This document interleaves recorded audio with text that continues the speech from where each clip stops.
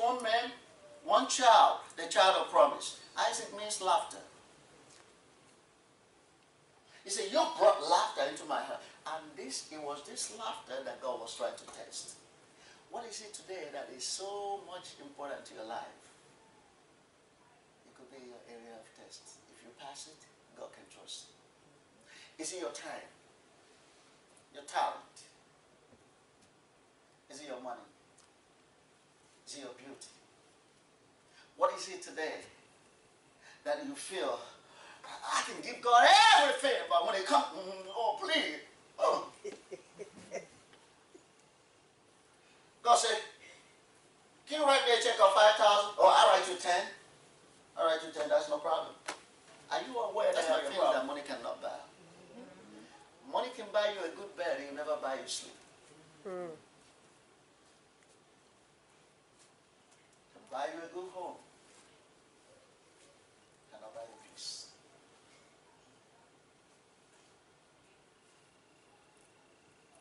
God shows up. Now I say, I want you now. Please. When you get off from your work in the morning, come to church. Lord, how about I give sister the offering to go to church? You can say, yeah, your money is good, but I need your person. It is a test. Somebody says a test. That which we are not willing to leave because of the importance attached to it stands the risk of being tested by God. And until you pass, you cannot be trusted. God shows up and says, Abraham, take this same boy you waited for 25 years before, and Ishmael was still available. You must know that at this point, Ishmael was available. Ishmael had been born. Abraham had Ishmael, but the requirement was not Ishmael. It was Isaac. What is God asking you today? Because we are dealing with a blessing Sunday. Because the demand of God upon your life is not the demand of God upon my life. We have so generalized this subject into giving. God will never demand from you what he has not first of all given to you. That's right. If he's making a demand of time on you, believe me, you don't have it. Man. You're just being greedy in that area. God will become a taskmaster to ask you what he has not first given to you. It will violate the character of God. And many times he asks you in the area that you feel unwilling to release. It's a test.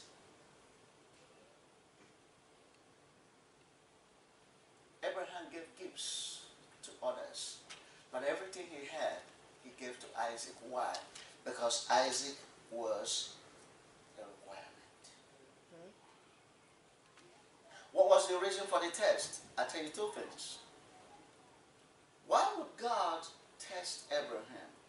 Number one, to prove, remember the word is to prove. To prove if Abraham loved God more than his son, Isaac. Considering the length of time it took Abraham to receive the promise.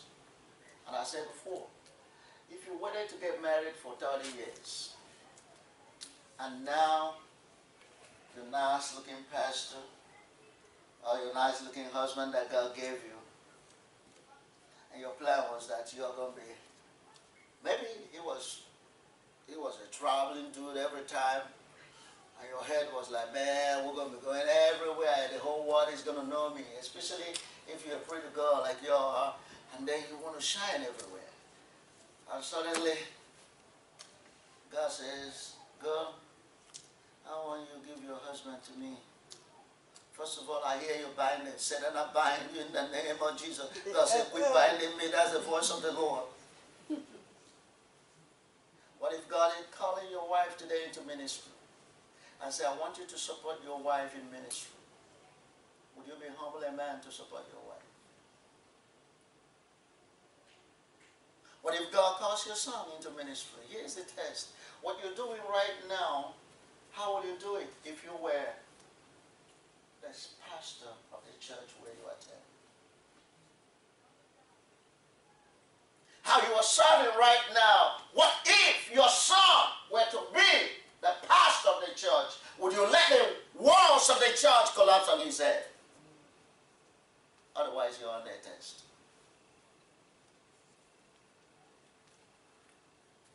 Because God will not test you. God will not trust you until he has first tested. He said, brother, I want to know if you love me more than this child you wedded first you love. Because the tendency for you to get so attached to him more than me is there. You know, when women have kids, before the first son comes, oh, the husband is the baby. Baby, baby, baby, where you are? And then baby, another baby shows up.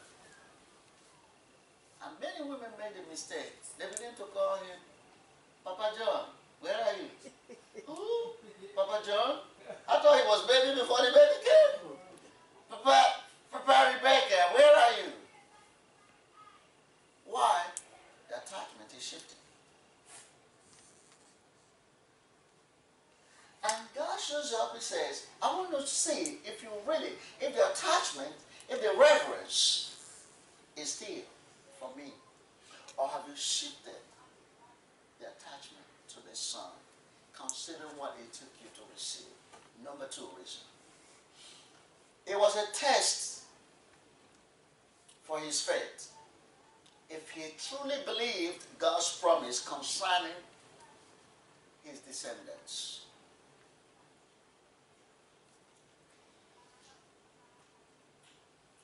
He wanted to know.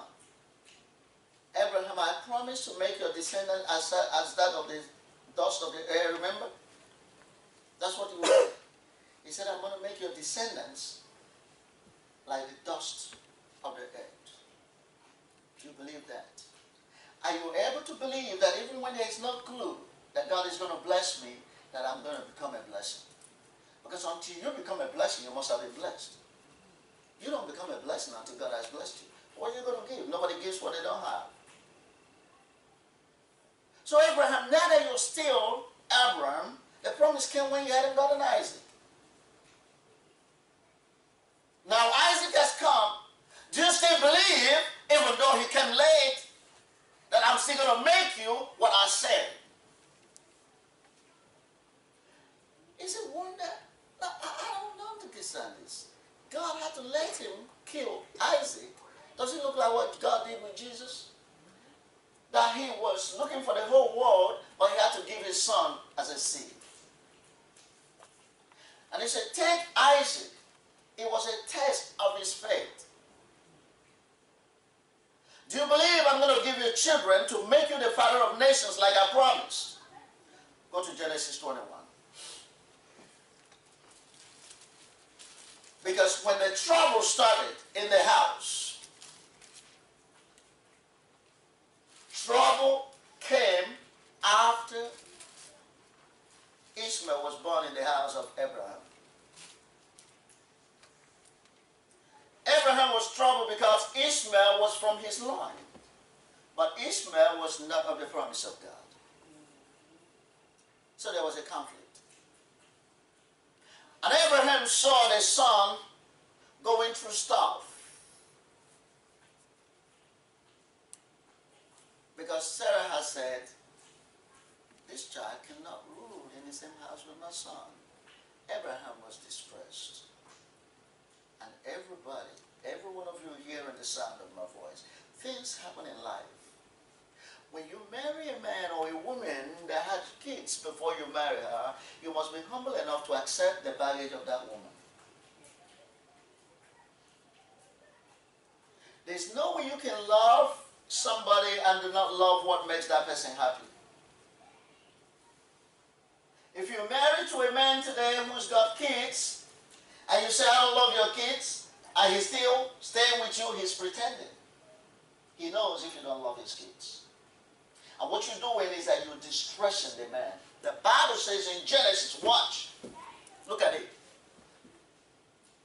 Genesis 21, verse 12. to him, do not be so distressed about the boy. And your servant, listen to whatever Sarah tells you. Of course, you listen in the first, so listen again. Because it is through Isaac that I made a promise. Why do you think the man was distressed? That's his blood. If Abraham were to be looking out from the banisters of glory, what do you think he'd be feeling seeing the world? That two of his sons, two things that came out of his loins, are fighting and killing each other. This is his son. Now, look, let's play it naturally. I'll bring the Bible down to us. You had kids from your previous relationship, correct? Now you're in another relationship. Would you like the children from this relationship and this begin to fight in your house? Come on, people, talk to me. No. They're your kids. You got one from A, got one from B, but they're all from one source. And so right in your eyes, Jerry's boxing Paul. Tell me how you're going to feel. Be honest. And many times what happens is, as we're growing down, they're growing up. Y'all need to stop! Y'all need to stop! Y'all killing me! Y'all killing me! 16th chapter of your life. Beware of it. If you have made a mistake in your 16th chapter, I preach this message, the 16th chapter of a man's life. If you made a mistake, you don't have to kill yourself about it. You got to pay the price right now. The price of reuniting and reconciling and accepting your faults. Is someone hearing me? Because you don't want to go to your grave sad. Abraham made a mess. He never settled them. Let's move on. But God said to him, do not be so distressed about the boy and your male servant. Listen to what Sarah said, because it is through Isaac that your offspring will be reckoned. God said the promise is going to be through Isaac. Amen, somebody. Amen. He said, don't let this thing distress you. Apparently, Abraham was distressed. So when he went through the test, his obedience must be clearly demonstrated. Abraham, you realize you made a mistake in the beginning? Yes. Now, too many of us have known that we made mistakes, but the effort to correct it is what we lack. We do not have the knowledge. There is nobody living on earth that can help you correct your mistakes. It is God and you. You must accept your fault, and you must ask for help. And your help comes from the Lord. Are you hearing me? So, Abraham's obedience was clearly demonstrated when he woke up early in the morning. That's how eager he was. God spoke to him in the night. He didn't even wait. He said, I'm not going to talk with Sarah no more, because the first time I got messed up in my 16th chapter. This time I got to follow God. Men, listen to me